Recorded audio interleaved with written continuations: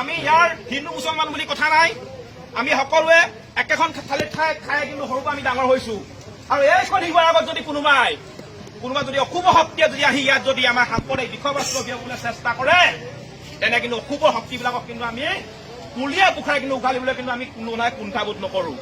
আৰু সত্যৰঞ্জন বৰাৰ দৰে যদি ব্যক্তিয়ে পুনৰ যদি শিৱসাগৰ যদি এনেধৰণৰ সাম্প্ৰদায়িক বিষয়বস্তু বিয়পাবলৈ যদি শিৱসাগৰলৈ আহিবলগীয়া হয়, তেওঁ যিদৰে কৈছিলে যে মুছলমানৰ মুখত পাঁচ মাৰিল, আমিও শিৱসাগৰবাসী এজন সচেতন ব্যক্তি হিচাপে মই ক'ব বিচাৰিছো, আমিও তেনে কিন্তু অশুভ শক্তিবিলাকৰ কিন্তু মুখত আমি পাঁচ মাৰিবলৈ কিন্তু আমি ভয় নকৰো, হয়নে নহয়? আমিও শিৱসাগৰবাসী ৰাইজে কিন্তু তেনেধৰণৰ অশুভ শক্তিবিলাকৰ মুখত আমি পাঁচ মাৰিবলৈ ভয় নকৰো। আমি উৎখাত কৰি দিম। আমি সকলোৱে সমিল মিলে সৰুৰ পৰা একেলগে ডাঙৰ হৈছো, আমি সদায় এনেদৰে একতা এনাজৰিত আমি বান্ধ খাই থকাত আমি বিচাৰো।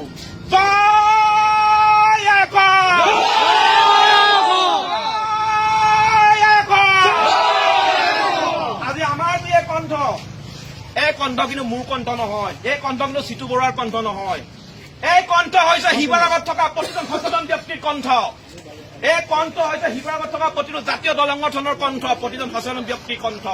আমি শিৱসাগৰত কেতিয়াও কোনো কাৰণতে কোনো অশুভ শক্তিক ইয়াত স্থান দিয়া নহয়।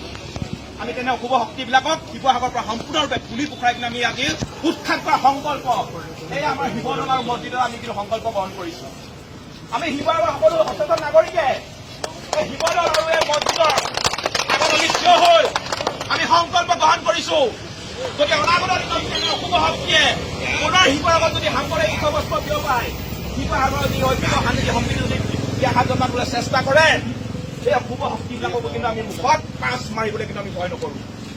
আমি মুখত তেওঁ যিদৰে কৈছো আমি ঠিক সেইদৰে তেনে অশুভ শক্তিবিলাকক আমি মুখত পাঁচ মাৰিবলৈ ভয় নকৰো। আমি সদায় সমিল মিলে জীয়াই আছো আৰু অনাগত দিনত আমি সদায় সমিল মিলে জীয়াই থাকিব বিচাৰিছো, হয়নে নহয়? সত্যৰঞ্জন বৰা মুৰ্দাবাদ, সত্যৰঞ্জন বৰা go back, অসমীয়া জাগিছে, এই জুই জ্বলিছে, জ্বলিবই।